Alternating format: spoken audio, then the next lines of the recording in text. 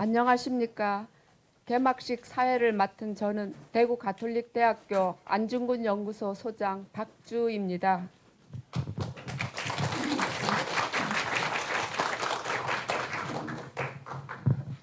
다음은 내빈 소개를 하겠습니다. 먼저 천주교 대구 대교구청 조한길 대주교님 참석하셨습니다.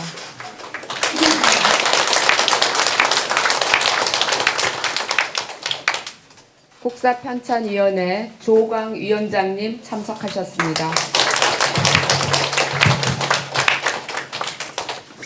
국제보상운동기념사업회 신동학 상임대표님 참석하셨습니다. 가톨릭신문사 이기수 사장님 참석하셨습니다. 대구지방보훈청 박신한 보훈청장님 대신해서 백혜숙 보훈과장님 참석하셨습니다. 광복회 대구시 지부장 노수문 쌤님 참석하셨습니다. 유족 안달생 선생님 참석하셨습니다.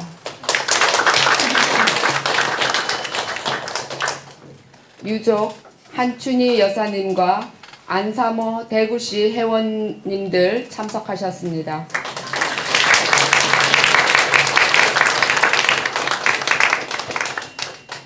대구가톨릭대학교 이경규 전 안중근 연구소 소장님 참석하셨습니다. 국제보상운동기념사업회 이명식 공동대표님과 김영철 공동대표님 비롯한 여러 이사님들 참석하셨습니다.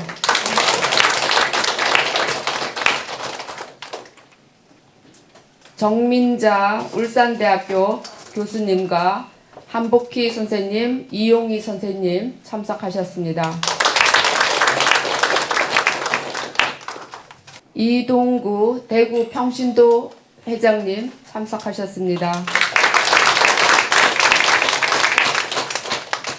그리고 바쁘신 가운데 이렇게 참석해 주셔서 감사드립니다. 그리고 한지성 대장 기념사업회와 영남교회사 연구소에서 화환을 보내오셨습니다. 감사합니다. 그리고 가톨릭신문사에서 기념수건 100장을 준비해 주셨습니다. 감사합니다. 다음은 신동학 국제보상운동기념사업회 상임대표님께서 개회사를 하시겠습니다. 참 반갑습니다. 오늘 이렇게 오종년도 불구하시고 이렇게 많이 저희들 세미나리에서 참석해 주신 모든 분들께 먼저 감사드리고 존경하는 내외 기빈 여러분, 특별히 몸도 불편하시는데 이렇게 저희들 세미나에 참석해 주신 조한길 대주교님께 진심으로 감사를 드립니다. 그리고 조강 국사편찬위원장, 또 이기수 가톨릭신문사장님, 또 그리고 보훈처의 백혜수 과장님, 그리고 이동훈 계명대학 의과대학의 석좌 교수로 계신 분도 참석해 주셨습니다. 그리고 노수문 광복회 그 외에 많은 분들이 참석했습니다만 일일이 제가 거명을 하지 않겠습니다. 그를 양해해 주시기를 바라겠습니다. 이렇게 우리가 이 귀한 분을 모시고 국제보상운동의 나라 상하랑을 위해서 멀리 알리기 해가지고 안중근 의사 하얼빈 110주년 기념 학술 세미나를 가지게 된 것을 아주 기쁘게 생각합니다. 국제보상운동은 일제 아주 심한 그 정책에 맞서 1907년 1월 29일 저희들이 대구에서 처음으로 발의한 국민적 경제 주권 회복 운동으로 되어 있습니다. 그것이 2017년 10월 30일에 드디어 유네스코 세계 기록 유산으로 등재되었습니다. 그러한 가운데도 오늘 국제보상운동의 정신을 우리가 조국의 민권과 자유를 수호하고자 당시 이 운동에 적극 참석하신 안중근 의사의 동양평화론으로 가는 그 길이 지름길이 되었습니다. 2012년 전, 10년 전 우리 선조들과 안중근 의사의 아주 애국 정신을 되새겨보고 이를 세계화하기 위해서 저희들 국제보상운동기념사업회, 가톨릭 신문사, 또 가톨릭 대학의 안중근 이동국 교수님을 비롯해서 4개 기관이 공동으로 학술 대회를 가지게 된 것을 참으로 뜻깊게 생각합니다. 아무쪼록 이번 기회를 맞아 국제보상운동은 선각자들과 안중근 의사의 평화론을 여러분들이 미리 미래 세대에 온 결에 전송할 수 있도록 오늘 이 기회를 통해서 다 되리라고 믿습니다. 그리고 이것이 우리가 이런 운동이 세계 만방에 선행되기를 바라겠습니다. 또한 오늘 세배단을 위해서 조한 교수님을 비롯해서 여러 발제자 여러분들한테 먼저 감사를 드리고 또 우리 오늘 이 세미나를 위해서 준비하신 모든 분들께 이 자리를 빌어서 감사를 드립니다. 대단히 고맙습니다. 감사합니다.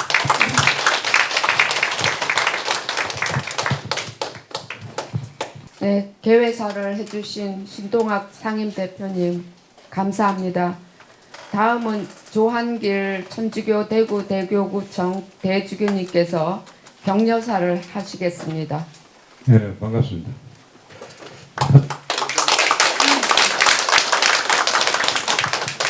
여기 다 드셨어요? 네, 국제보상운동과 또 동양평화론에 대한 학술대회를 갖게 됐습니다.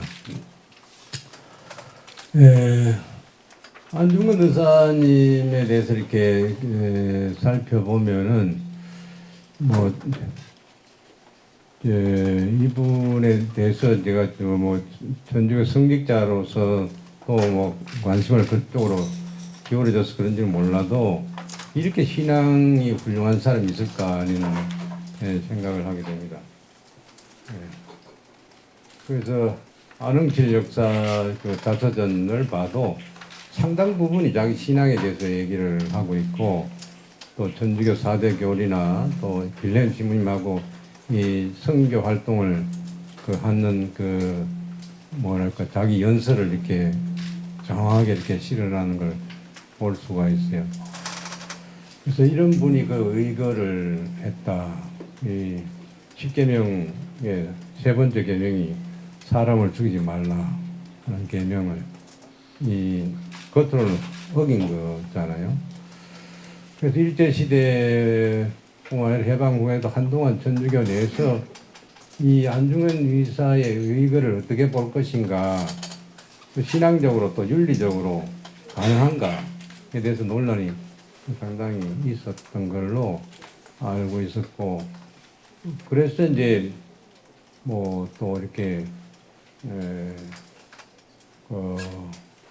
좀 어떻게 보면 그 천주교 내에서 좀 소외된 느낌도 없지 않아 있었다 하는 그런 생각이 듭니다. 그러다가 이제 93년에 김산 중행께서 아마 추모 미사 때 이렇게 강론을 통해서 언급을 하신 것 같고, 이것은 그 당시에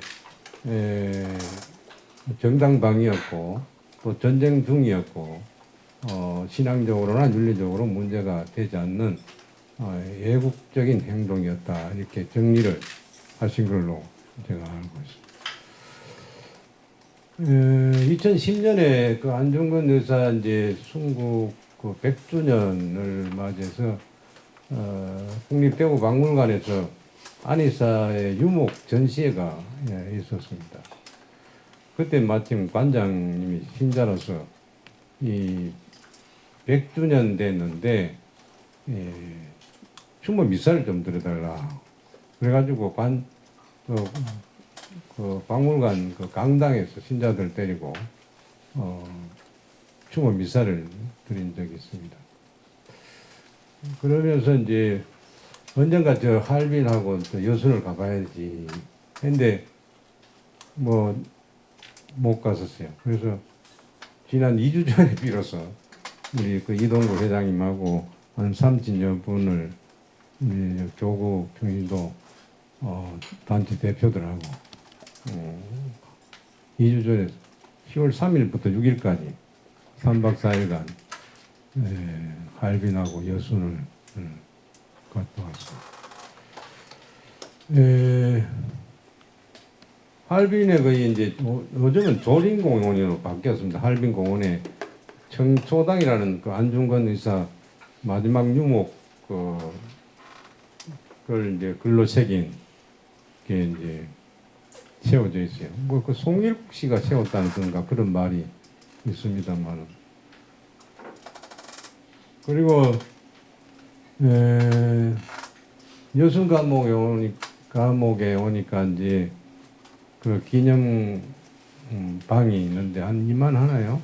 그 옆에 이제 교수대 또 방 또 따로 있고 거기에 이제 안중근 의사 영정 사진을 모셔놓고 윤목을 빙 들어서 또 전시를 해놨어요. 그 제일 눈에 띄는 것이 국가 안이 노심초사라는 그런 글이었는데 오늘날 이제 우리 100년 전이나 뭐 벌써 110년이 됐습니다만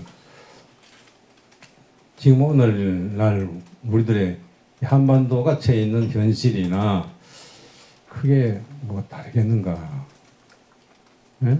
지금은 독립돼 있지만 여러 복잡한 상황에 좀 얽혀져 있고 뭐 어떤 핵위협뿐만 아니라 뭐 경제적인 압박 또 어떤 여러 가지 일들이 있는 그런 상태에서 국제보상 운동을 그때 했어야 되고 또 의거를 했어야 되는 그런 상황과 오늘날 110년이 흐른 지금 이 상황과 이 비교가 되면서 크게 다르지 않느냐. 국가 안이 노심초사라는 말이 안희석 얼마나 이렇게 걱정을 했겠는가 하는 그런 생각을 하면서 또 마지막 유목이 청초당이라니까 이게 무슨 뜻인가 생각을 했는데 찾아보니까 그게 뭐 푸른 풀 덮인 언덕이라는 뜻이 있는데 거기 언젠가 이제 내가 의결을 하고 이제 내일 모레 죽게 되지만은 뭐 어떤 그 언젠가 이 청초당처럼 봄이 오면은 그 푸른 저 언덕이 푸른 풀밭으로 덮이리라는 그러한 희망을 안고 돌아가신 것이 아닌가 이런 생각을 합니다. 그래서 이번에 지난 주에 이제 어제 끝났네요. 그 한국 주교회의가 있었습니다. 거기서 뭐 이 내년이 110주년이 되는데 어떻게 할 것인가 하는 걸 의논을 했습니다만은 결론적으로 각 교구별로 교구장 재량으로 뭐 안중근 의사를 공식적으로 추모를 하면 좋겠다 하고 그렇게 결정을 했습니다만 이런 기회에 딴이사의 그 애국심과 또 신앙심 이런 것이 더 세상에 알려지고 이것이 정말 우리도 어떤 나라를 걱정하고 또 민족을 걱정하고 더 나아가서 세계 평화를 걱정하고 뭔가 할 수 있는 일들을 찾아서 하는 것이 좋겠다는 생각을 합니다. 그런 의미에서 오늘 학술대회는 굉장히 의미가 있는 일이고 특별히 또 조광 교수님께서 이렇게 대우까지 오셔서 기조 강연을 해 주셔서 감사드립니다. 이번에 또 국제보상운동 또 대우가톨대학교 연구소 또 가톨신문 공동으로 이렇게 해 주셔서 감사합니다. 감사합니다.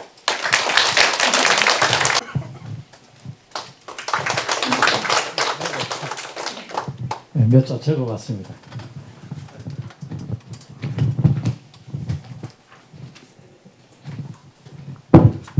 예, 안중근 의사 할빈의거 110주년을 다음 주가 110주년이죠. 다음 주 토요일인데 110주년을 맞이해서 세 단체가 오늘 이렇게 학술 회의를 개최하게 되어서 기쁘게 생각합니다.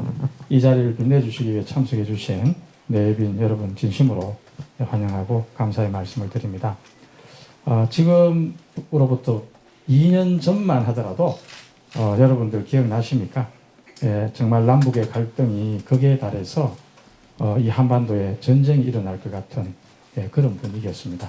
우리는 워낙 늘 전쟁이 일어날 것 같은 분위기에 살아서 뭐 별로 이렇게 그런 걸 덜 느꼈는지 모르지만 제가 작년 초에 호주 시드니를 방문했는데 해외 교포들은 한국 소식을 TV를 통해 보면서 늘 가슴을 졸이면서 걱정을 하고 기도를 하고 있었다고 했습니다. 그리고 지난 2년 동안 평화를 위한 많은 일들이 또 일어났습니다. 하지만 아직도 항구적인 평화 정착을 위해서 나아가야 할 길이 멀게만 느껴지기도 합니다. 그 어느 때보다도 우리 민족의 평화 통일과 한반도의 평화가 절실히 요구되는 이 시대에 안중근 의사의 동양평화사상과 국채보상운동의 나눔과 책임 정신을 오늘날 어떻게 우리가 실천할 것인가를 논의하는 이 학술회의를 개최하게 되어서 더욱 그 의미가 크다고 생각합니다. 그리고 이 뜻깊은 학술회의를 위해서 기조 강연을 해주실 조광 국사편찬위원장님을 비롯해서 주제 발표와 토론을 해주실 모든 분들께 감사를 드립니다. 안중근 의사는 의거 뒤 러시아 병사들에게 끌려가 국경지방재판소라는 곳에서 갇혀 있을 때 벽에 걸려 있는 그리스도 상을 보고는 거기에 절을 하고 성호를 그은 뒤 조국에 대한 의무를 다하기 위해 우리를 도와주시는 하느님께 감사드립니다 라고 기도했다고 합니다. 안이사는 우리가 다 아는 바와 같이 천주교 신앙인입니다. 종교가 무엇이든지 간에 정말 그 안이사의 이 조국에 대한 의무와 사랑, 거기에 대한 하나님께 그 감사 기도를 드렸던 것을 오늘 또 우리가 또 함께 기억하면서 오늘 이 시간 우리 각자에게 주어진 이 조국에 대한 의무가 무엇인지 함께 고민하면서 이 시간에 함께 한다면 더욱더 이 행사가 뜻깊은 행사가 되리라 생각합니다. 감사합니다. 안중근 의사 할빈 의거 110주년을 맞아 애국심의 상징인 이곳 국채보상운동 기념관에서 학술회의를 개최하게 된 것을 진심으로 축하드립니다. 먼저 오늘 학술회의를 주관하신 신동학 국채보상운동 기념사업회 상임대표님, 이기수 가톨릭 신무사 사장님, 박죽 대구 가톨릭대학교 안중근 연구소 소장님, 그리고 자리를 빛내주시기 위해 참석해주신 조한길 대구 대교구청 대주교님을 비롯한 관계자분들과 수준 높은 학술회의를 위해 노력하신 발표자와 토론자 여러분께도 진심으로 감사의 말씀을 드립니다. 오늘 학술회의에서 안중근 의사의 국채보상운동과 동양평화론이라는 주제로 안 의사의 고귀한 정신과 업적에 대해 심도 있는 논의가 이루어지게 된 것을 매우 뜻깊게 생각하며 이 학술회의를 통해 안중근 의사의 숭고한 정신이 후대에 특별한 의미로 이어지기를 바랍니다. 110년 전 할빈 의거는 우리 민족의 독립의지를 전 세계에 알리는 계기가 되었으며 국권을 유린당하던 우리 민족의 정기를 되살려 주었습니다. 31세의 나이로 순국하신 안이사의 구구의 열정과 죽어서도 우리나라의 국권 회복을 위해 힘쓸 것이라는 유언은 아직도 우리의 가슴을 울립니다. 우리는 안이사를 비롯한 선열들의 고귀한 희생을 토대로 많은 시련을 이겨내고 오늘의 발전된 조국을 이룩했습니다. 주권을 잃고 세계의 이름을 내세울 수 없었던 대한민국은 이제 세계의 표준을 만드는 나라, 어려운 나라에 도움의 손길을 내미는 국가로 성장하였습니다. 이제 역사는 우리에게 새로운 사명을 부여하고 있습니다. 대한민국을 찾고 지키고 발전시키신 선열들의 숭고한 정신을 계승하여 과거의 불행했던 역사가 반복되지 않도록 하는 것은 물론 온 국민이 나라 사랑 정신으로 하나 되어 평화와 화합의 새 시대를 여는 데 최선을 다해야 하겠습니다. 아무쪼록 오늘 학술 회의를 통해 안중근 의사의 동양 평화 정신과 국제보상운동의 고귀한 가치를 계승 발전시켜서 세계화에 기여하는 계기가 되길 바라며 뜻깊은 자리를 함께하신 모든 분들의 건강과 행복을 기원합니다. 대구지방보훈청장 박신한 대독. 네, 감사합니다.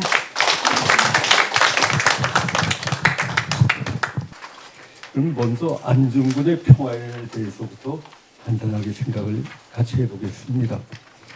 안중근의 동양평화론에서 중심이 되는 단어는 평화입니다. 그러나 평화라고 하는 단어는 주상명사를 비롯한 각종 단어들의 경우에서처럼 중국 한자에서 유래했다고 흔히들 생각을 했지만은 그렇게 단정하기에는 어려운 측면이 있습니다. 현재 우리가 사용하고 있는 평화라는 단어가 중국의 13경 주소, 여기에는 중국의 모든 경전과 중요한 고전들이 들어가 있는데 거기에는 나오긴 하는데 거의 이건 드물게 확인이 됩니다.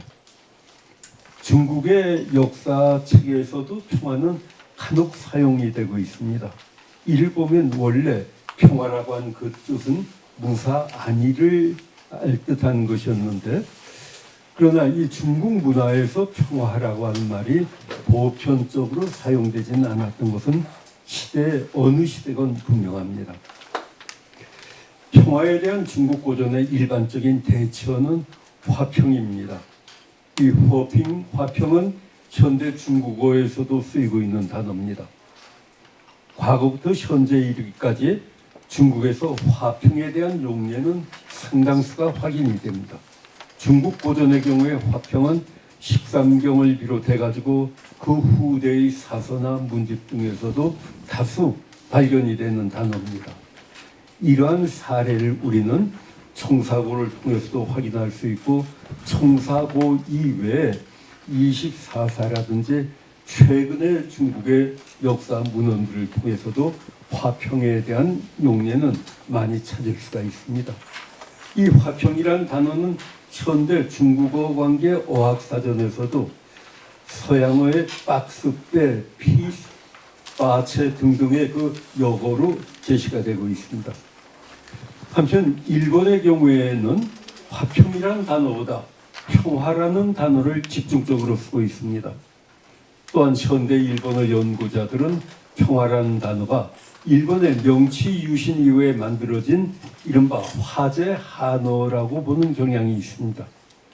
이에 비해 조선왕조에서는 평화라는 용어 대신에 화평이라고 하는 단어를 주로 우리도 사용을 해왔습니다. 조선왕조 실록을 검색해 볼 때 평화라고 하는 단어는 원문에서는 나오지 않습니다. 화평이라는 단어는 반면에 다소 검축이 되고 있죠. 예를 들자면 1804년 좌의정 서매수가 이경일 등등 몇 명으로 올린 거기에 군신 상하가 모두 화평의 복을 누린다 등등의 그 구절이 되겠죠. 즉 이 화평이라고 하는 단어 자체가 조선왕조 실록에서는 오늘날 우리가 쓰는 평화라고 하는 말과 같이 통해서 사용되고 있다는 말입니다. 이러한 사실을 감안을 할 때 안중근의 동양평화론에 등장하는 평화라는 단어의 개념이 일본의 영향 아래에 형성된 개념이라고 일단은 짐작을 해볼 수도 있을 것입니다. 왜? 우리는 화평을 주로 썼고 중국도 그러는데 평화라고 하는 해화를 주로 쓰는 일본어의 영향 때문에 안중근도 이 단어를 쓰지 않았을까 하는 의심을 하게 된다는 것입니다. 그리고 여기에서 한 걸음 더 나아가서 안중근이 동양평화론 당시 일본 우익에서 주장이 되고 있던 아시아주의와 전혀 무관한 인물이 아니다라고 하는 그 입장에서 보자면은 그 일본어 단어 평화와 안중근의 동양평화론 평화의 개념이 같을 수도 있다라는 그 짐작이 어느 정도까지는 성립이 될 것 같습니다. 그러나 이건 결코 그렇지 않습니다. 일본 우익이 주장한 아시아주의는 유럽 제국주의 아시아 침략에 대항해서 아시아 국가들이 연대해서 아시아를 일으키자는 흥화론의 특성을 가지고 있습니다. 당시 조선의 개화파 지식인들도 여기에 동의를 했고 안중근도 거기에 개화파 지식인의 하나로서 동의를 한 바도 있습니다. 그러나 안중근은 일본이 아시아의 맹주를 자임하면서 일본을 중심으로 모여 아시아가 연합해야 된다는 데는 결코 동의하지 않습니다. 안중근은 한중일 삼국의 연합은 반드시 수평적인 연대여야 한다고 그는 주장을 했던 것입니다. 안중근의 동양평화론이 일본의 아시아주의나 흥화론에서 제시하는 평화와는 다르다는 사실을 보다 분명히 확인하기 위해서 당시 안중근이 친히 접했던 천주교회가 사용하던 기도서에 나타난 평화라는 단어를 주목을 해봐야 됩니다. 조선 천주교 경우를 보자면 신앙을 받아들인 1784년 직후부터 한문 교리서와 기도서들을 한글로 번역하는 작업을 수행을 합니다. 당시 교회 신도들에게 가장 널리 읽혔던 보편적인 기도서는 천주 성교 공과입니다. 이건 1801년부터 번역되기 시작을 하고 있음을 확인하게 됩니다. 그리고 1864년에는 목판본으로 한행이 돼 대량 보급이 가능했던 책입니다. 이 천주 성교 공과의 각종 기도문에 평화라고 하는 용어가 나옵니다. 기도문의 평화가 사용된 대표적인 사례는 예수의 탄생과 관련을 해서 천상에서 들리는 천사들의 노래에서 나타난 평화라는 단어였습니다. 루카복음에 있는 구절을 담은 이 기도문은 한글 천주 성교의 공과에서는 하늘에서는 천주께 영광이여 따위는 좋은 뜻의 사람들에게 평화함이로다라고 번역을 하고 있습니다. 여기에서 평화함은 라틴어 박스에 해당하는 그 단어였던 것이죠. 한편 천주 성교공과의 각종 기도문 가운데 원문이 박스에 해당하는 것으로 추정이 되는, 즉 라틴어 평화에 해당하는 걸 번역할 때 어떻게 번역했는가를 짐작을 해보자면은 태평이라든지 평안이란 이러한 용어로 번역을 하고 있음을 알 수가 있습니다. 이처럼 18세기 말부터 19세기에 이른 기간 동안 조선의 천주교회에서는 평화라는 말과 함께 태평이나 평안을 쓰고 있는 것입니다. 그렇지만 여기에서 가장 주목되는 바는 조선 천주교회에서 평화라는 단어가 기도문의 주요한 대목에서 사용이 되어 왔다는 점입니다. 한편 조선의 입국에서 선교하던 파리 외방전교의 선교사들은 일본의 명치유신 1868년에 일어났죠. 이 명치유신 이전에 이미 사전을 편찬하기 시작을 합니다. 프랑스어 한국어 사전 가운데 대표적인 자료로는 페롱 신부가 대표 저자로 불리울 수 있는 여러 선교사들의 힘을 모아서 쓴 딕셔넬 프랑스의 꼬레인인데, 이 사전의 프랑스어 빼를 갖다가 화평, 평안하기, 승평으로 번역을 합니다. 그리고 빼 프로포운 경우에는 태평으로 번역을 했습니다. 그런데 여기에서 불어 사전이 아니라 한불 사전, 리델 신부가 대표로 해서 합작 편찬을 한, 그리고 1880년에 요코하마에서 간행이 된 한불 자전에 보자면 평화라는 단어가 나오고 있습니다. 평화하다, 평하다, 태평하다, 안 등등에 대한 한불 자전의 사료를 8쪽에서 제시를 해봤습니다. 이와 같이 한불 자전은 한국어 평화하다는 단어를 프랑스어 빼로 옮기고 있습니다. 여기에 평하다, 태평하다 등의 단어가 평화와 관련을 해서 설명되고 있는 것이죠.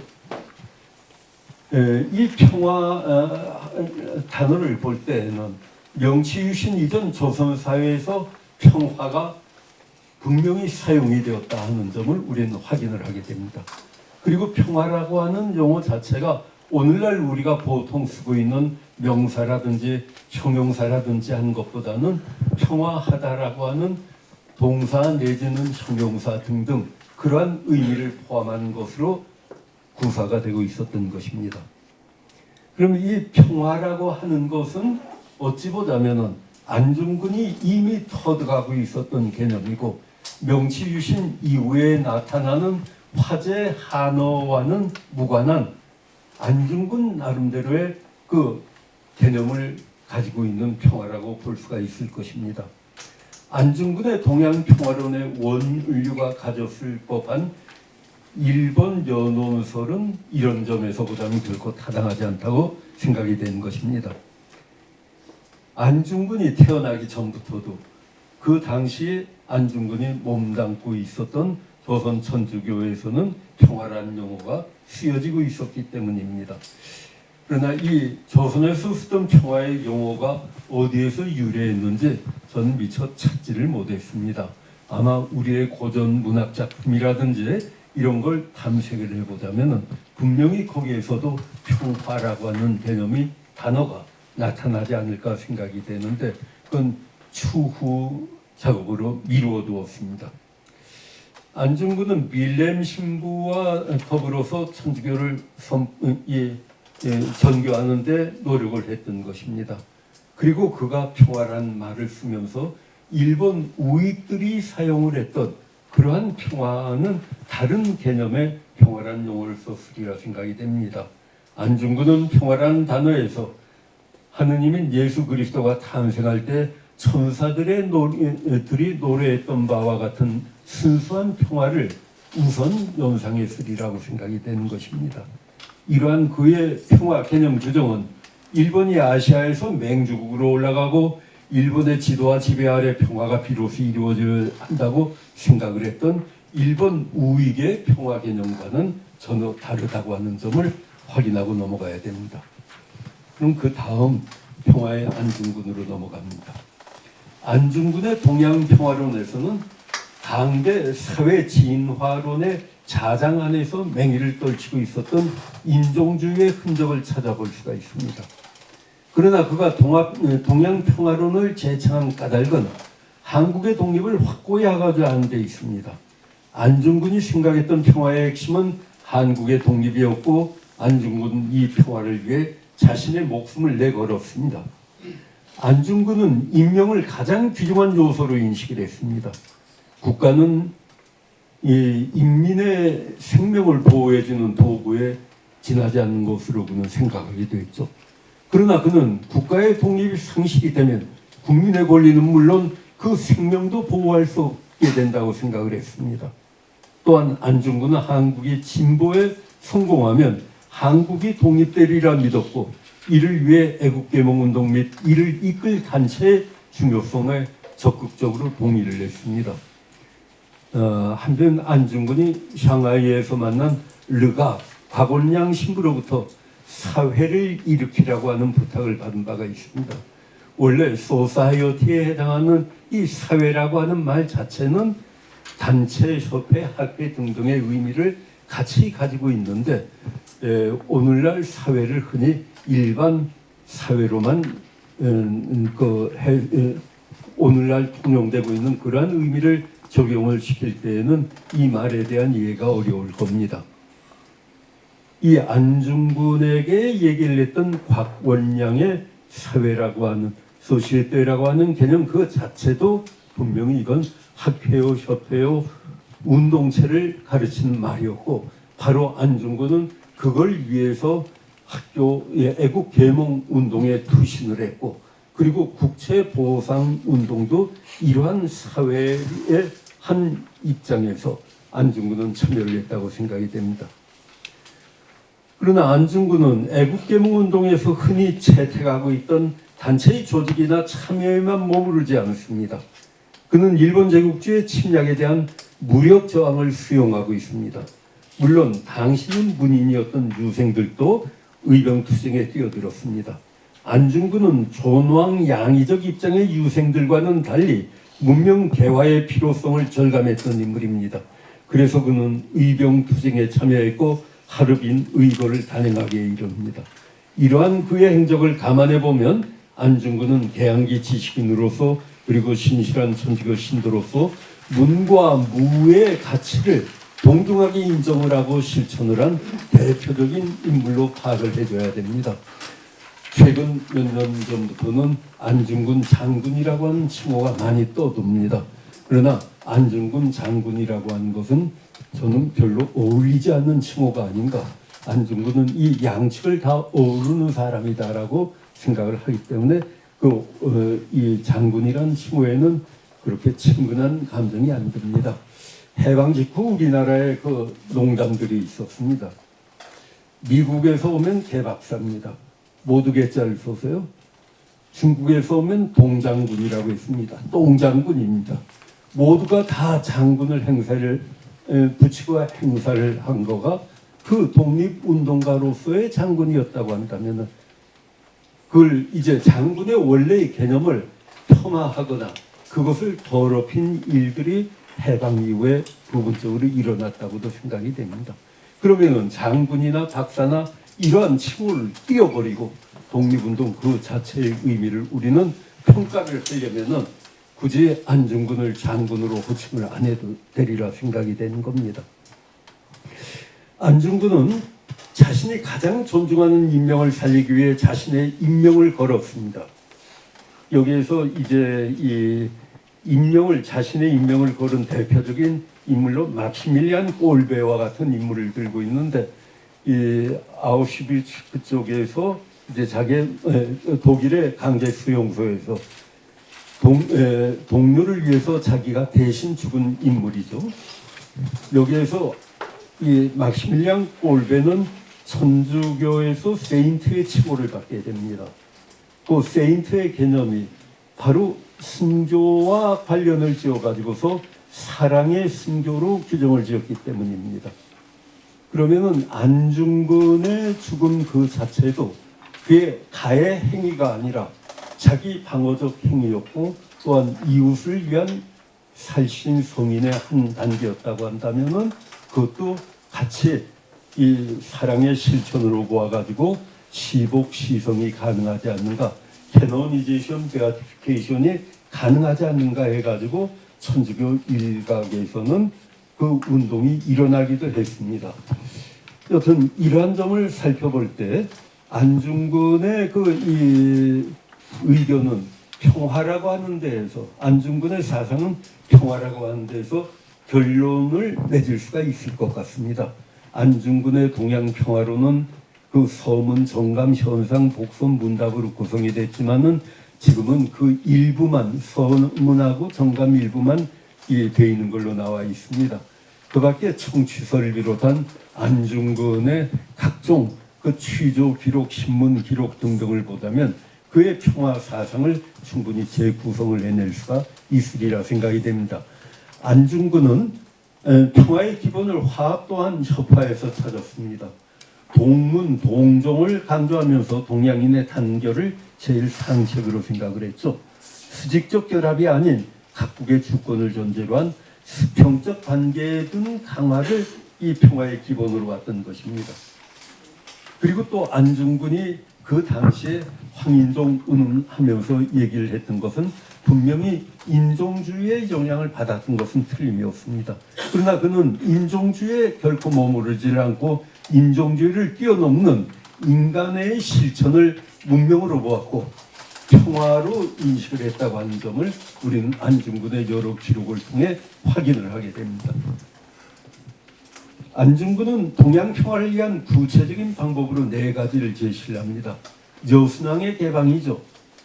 물론 일본이 중국에 돌려주고요. 이는 동양 평화에 대한 기초 조성 사업을 그가 주장한 걸로 볼 수가 있습니다. 같은 문명, 동문, 동종하는 영내 침략을 거부를 한 거가 바로 여순항의 방안이라고 하는 걸로 나타나고 있는 것입니다. 둘째로 안중근은 경제공동체 구성을 이 동양평화론에서 얘기를 합니다. 공동은행이라든지 공동화폐, 이건 재정과 금융에 관한 기반을 다져야 한다고 봤던 것입니다. 평화에 있어서 재정적 기반이 중요하다고 하는 것을 그는 이렇게 공동은행이라든지 공동화폐로 경제 공동체라고 하는 걸 통해서 성취를 해보려고 했던 겁니다. 또한 안중근의 경우에는 공동군단을 창설했다고 합니다.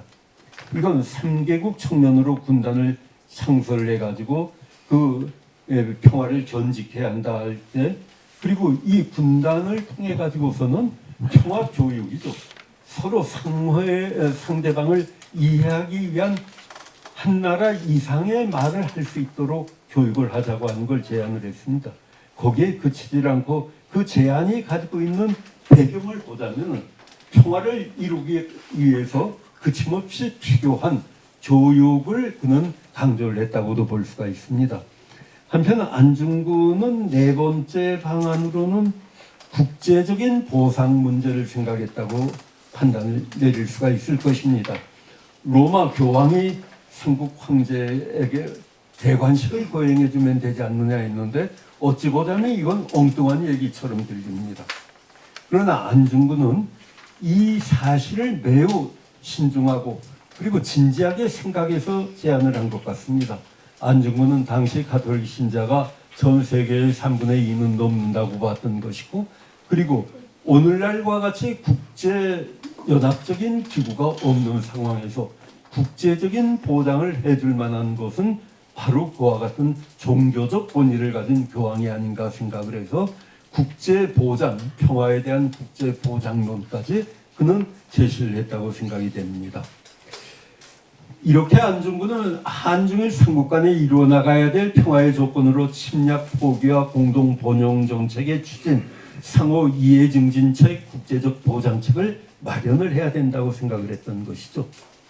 이러한 안중근의 평화론은 그 당시 일본의 아시아주의자들이 얘기를 했던 사이비 평화론하고는 결코 동일한 게 아닙니다. 그것은 이른바 화이부동적인 그러한 의미의 평화를 그는 추구를 했다고 생각이 되는 것입니다. 이 안중근의 평화론이 물론 안중근만의 독자적인 견해는 아닙니다. 19세기 말엽에 가자면 동양이건 서양이건 평화주의가 상당히 강화가 됩니다. 그 중에서 안중근은 그러한 평화주의의 영향을 받았으면 거의 틀림이 없다고 생각이 되지만은 자신의 독창적인 여러 가지 의견을 개발을 해가지고 그 평화 실현을 구체화시키려고 노력을 했고, 그는 자신이 주장하는 그 평화가 가능하다고 믿었던 것입니다. 그리고 이 평화를 위해서 평화의 적이 되는 이도 히로부미를 제거를 했던 것이고, 이도의 목숨과 자신의 목숨을 바쳤습니다. 평화에 대한 이러한 확신에 기반해서 안중근은 죽음을 앞둔 마지막 순간에도 평화를 논할 수 있었고 의연하게 죽음을 맞이할 수 있었다고 생각이 됩니다. 여기에서 평화의 안중근을 우린 확인하게 됩니다. 그러면은 안중근 동양평화론이 가지고 있는 과제를 좀 살펴봐야 되겠습니다. 대단히 죄송합니다. 제가 시간을 벌써 한 5분, 10분 가까이 초과한 것 같은데 요거 3분 내로 마칠게요. 그러나 안중근에 대한 학술적인 이 안중근 동양평화에 대한 학술적인 연구는 1979년에 안중근의 자서전이 이제 소개가 되고 안중근 신문 기록들이 정리되어 나온 이후에야 가능했습니다. 그래서 안중근이 이제 의거를 단행한, 그리고 안중근이 서거를 한 1910년부터 안중근의 재판 기록 등등은 자료로 간행이 되기 시작을 했는데 100년 동안 그동안 나왔던 학술 논문은 2009년까지 1909년에서 2009년까지 100년 동안 나왔던 학술 논문은 230여 편으로 제가 조사를 했던 바가 있습니다. 이 당시에는 완전히 아날로그 방식으로 조사를 했기 때문에 오늘날처럼 더 발달된 방법으로 하면 이 시기에도 또 제가 못 찾은 논문들이 나올런지 모릅니다. 그런데 최근 10년 동안 논문이 어느 정도였는가? 우선 학술 논문 검색 기능이 많이 있습니다. 그 중에서 리스만 중심으로 해서 보니까 대략 109편이 논문으로 뽑혔습니다. 그래서 이 글을 급히 쓰느라고 다른 건 찾아보지를 않고 리스를 기준으로 해서 통계를 낸 다음에 원고를 보내고 다시 DBPR라든지 키스라든지 하는 걸 같이 크로스 체크를 해보니까 또 나머지 100여 편이 나왔습니다. 10여 년 동안 그동안 100여 년 동안 2009년까지 100여 년 동안에 걸쳐 만들었던 논문 분량이 쏟아져 나온 겁니다. 안중근에 대해서는. 그리고 안중근을 주요 키워드로 제시를 하고 있는 논문들의 편수도 이건 15,000여 편 정도니까 대단히 많은 안중근에 대한 관심들을 우리 학계 그리고 우리의 국민들은 가지고 있다고 볼 수가 있을 것입니다. 이러한 점을 좀 감안을 하시면은 12쪽에 나온 저의 그 리스를 기반으로 한 통계는 무시를 하시고 제가 나중에 언제 글을 완성을 시킬 때 다시 종합한 통계로 이걸 바꿔 내드리겠습니다만은 그러면 안중근 연구가 가지고 있는 문제점 3가지만 간략하게 지적을 하겠습니다. 연구 자료에 대한 제고가 요청이 됩니다. 안중근 평화 사상을 연구를 할 때에는 안중근이 직접 글로 남긴 안중근의 자서전, 안흥칠 역사라든지 아니면은 동양평화론 거기에 일단 주목을 하고 있는 것 같습니다. 그러나 안중근의 평화 사상은 거기에만 있는 것이 아니고 그의 구술 자료들, 각종 신문 기록을 통해서도 풍부하게 확인이 됩니다. 이 점을 볼 때 안중근 자료를 총체적으로 우리는 분석을 해가지고서 그 평화의 개념을 찾아내야 된다고 생각이 됩니다. 지금 안중근 기념사업회에서는 방대한 양의 안중근 전집을 계획을 하고 있고 27채까지 안중근의 그 전집이 나온 거가 있습니다. 여기 아까 보니까 이 기념관에 전집이 없던데 제가 한 권 보내드리도록 하겠습니다만은 혹시 필요하시면은 안중근 연구소에도 그 기념관이 그 자료집이 필요하시면은 보내드리도록 하겠습니다. 이렇게 많은 자료집이 나왔습니다. 책임 있는 번역이고 원문과 원문을 탈초하고 한글로 번역까지 하고 한 것이니까 아마 연구자들이 전문적으로 이용하기에는 좋을 겁니다. 둘째로 최근 연구가 안중근의 동양평화론의 주조를 이루고 있는 것은 매우 타당한 일이라고 생각이 됩니다. 안중근의 무장투쟁이나 애국개몽운동이 그 평화운동 못지않게 큰 의미를 가지고 있는 것은 사실입니다만은 안중근의 핵심 사상을 평화라고 본다면은 그렇다면은 무장투쟁이나 애국개몽운동에도 평화 사상이 빠질 수가 없을 것입니다. 이러한 기존의 연구와 안중근의 핵심 사상으로 생각이 되는 평화를 어떻게 연결시키느냐 하는 점은 앞으로의 연구자들이 더 고민을 해나가야 될 문제라고 봅니다. 물론 안중근의 핵심 사상이 평화냐 독립이냐 하는 그 2가지의 문제가 있겠죠. 그러나 독립보다 더 원천적인 개념으로서의 평화라고 하는 개념을 안중근은 존중하지 않았는가. 안중근 전집을 편찬하면서 저 자신이 느꼈던 개념입니다.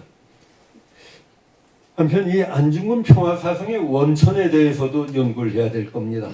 평지에 덜출하듯이 형성되진 않았습니다. 이 안중근의 평화사상에 영향을 준 여러 요소들을 주목을 하고 그 중에서 가장 적극적인 요소가 뭔가 이걸 좀 봐야 될 것입니다.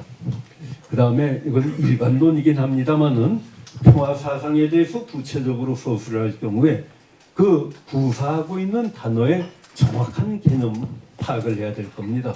물론 개념사 연구의 단계까지 안중근의 개념을 분석해내면 좋긴 하겠지만 거기에 여력이 미치지 않다면 적어도 자신이 사용하는 안중근의 독립이다, 평화다, 아니면 안중근이 본 그 밖에 여러 추상명사나 일반 명사의 개념은 정확히 무엇이었는가를 규정을 짓는다면 우리 안중근 연구의 수준은 한 단계 더 올랐을 것임에 틀림이 없다고 생각이 됩니다.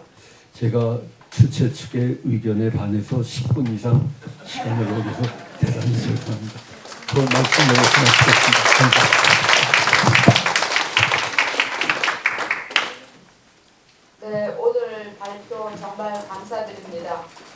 멀리서 어려운 걸음을 해주신 조강 국사편찬위원회 위원장님께 다시 한번 큰 박수를 부탁드립니다. 이상으로 개막식을 모두 마치겠습니다.